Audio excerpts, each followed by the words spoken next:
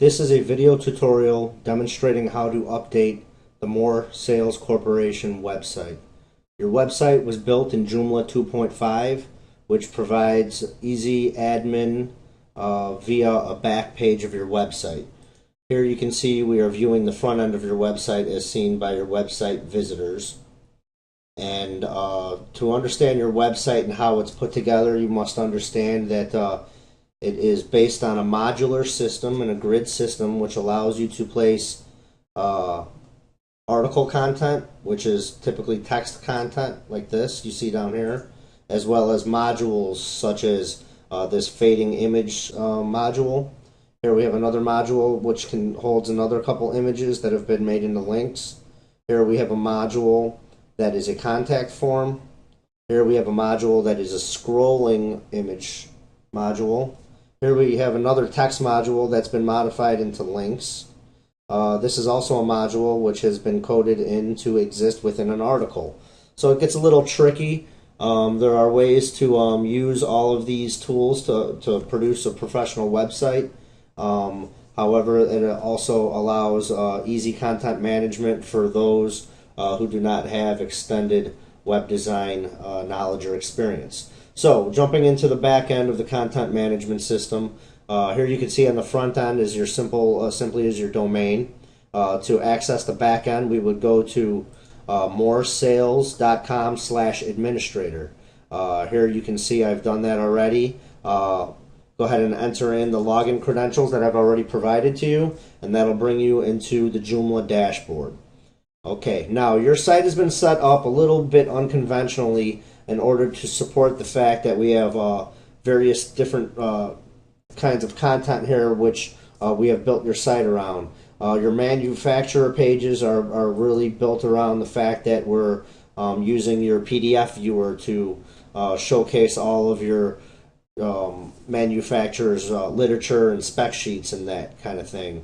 Other pages such as your sales pages are just regular articles which we have used, which is just this little section up here, and then we've used modules to hold your contact information so that we can code certain sales representatives to exist on certain article pages. So here we are again back in the back page. I'm going to give you a brief explanation of articles first. So we're going to go ahead and jump into the article manager.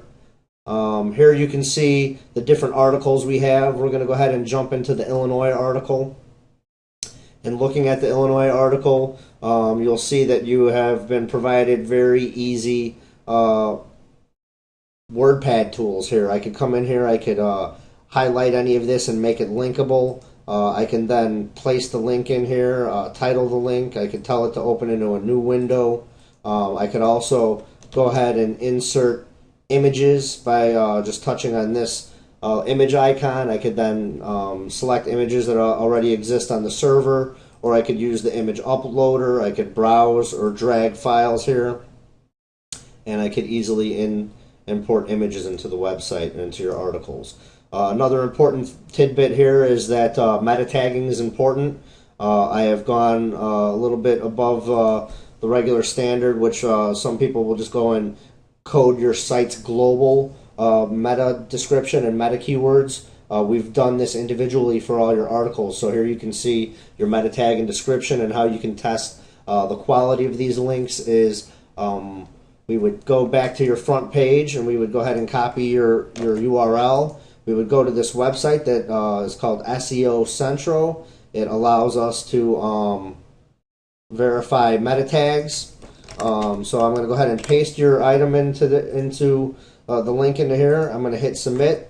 It will then provide us with a grade as to how well we've meta tagged your site. So this is just a quick test. Here you can see your meta tag title is 100% relevant to the content. Your description 100% relevant to the content. Keywords 80%. Maybe we add a couple more words in there and we could probably achieve 100%. So that's a quick explanation of why meta tagging is important. So here again we're in an article for Illinois. You can set published. We could set this thing for various options. I could set it to only exist be published between certain dates. I could set it to expire.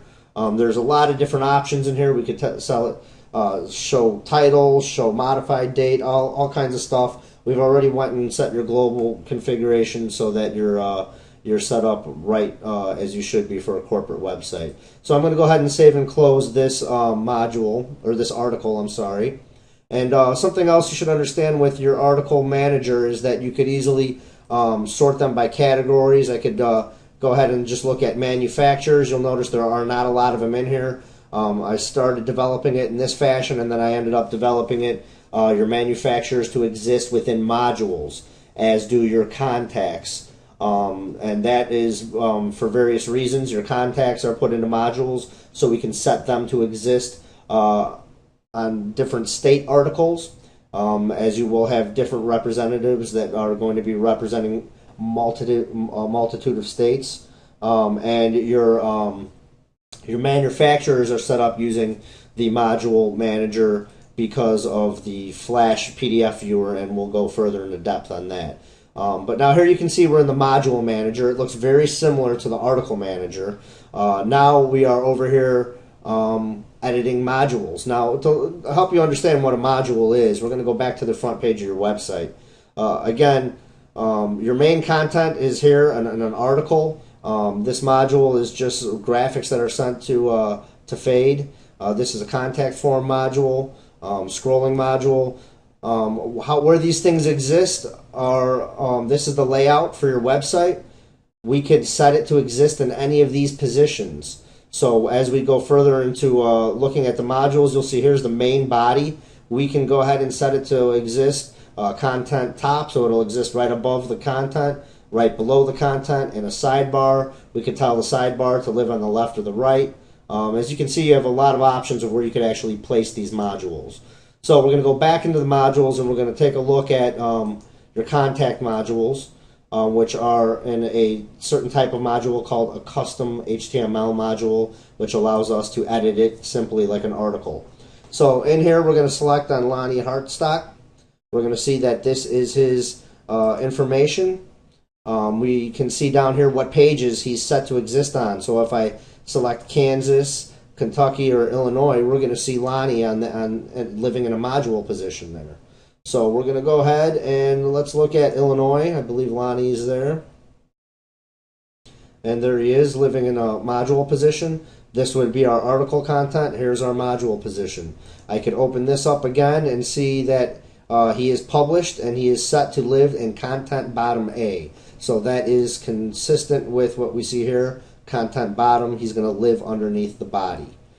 Okay, so this could easily be edited, and once this is edited, it will reflect on all of the pages that we have assigned down below.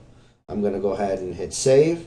Again, there's a number of different types of articles. I'm going to give you a brief look here at your manufacturers. We'll go ahead and open up Panasonic. You can see that that's set to live in content top A, as when we're looking at manufacturers, they're set up a little bit differently. The menu item is set to show the Flash article as the main, or the Flash PDF viewer is the main item. So your content body is actually the Flash module, or the Flash PDF viewer, and this would actually be your content. Or I'm sorry, this would actually be a module holding HTML content. So we're going to look here at the Panasonic module position, and here you can see we have the picture in there, we have the text, we have Flash embedded in there, and then down here we have a little introduction into the fact that you're going to have Panasonic literature below. Okay, so here again I could easily edit this module position, this module, and if no matter what page it was reflected on, it would reflect the change. Here we can see that this is not reflected on any other page other than the main menu Panasonic page. Okay, so we're going to go ahead and save and close this, and I'm going to give you some quick insight as to menu items. Now, looking again on your front end, you're going to see your menu. All of these items can easily be updated as well. Now here we're going to come over here to the menu manager instead of the module manager, as you can see we were in. Now going into the main menu, we're going to now see all of the items that exist on our main menu dropdowns. Here we can see all of the state pages are linking to the articles that we talked about. Here you can see all of your manufacturer pages are linking to Flash magazine items. So I could easily open this item, Great Lakes, and I can see how I have it set to the Flash magazine. Right here it's set to a category for Great Lakes Copper, and I could easily change this so that it's going to reflect, point it at a regular article like we discussed, or anything else like contact forms, or Flash magazine. There's a number of different components we can link it to. You cannot link it to a module. A module is assigned to a menu position. So you have to understand the way of thinking there.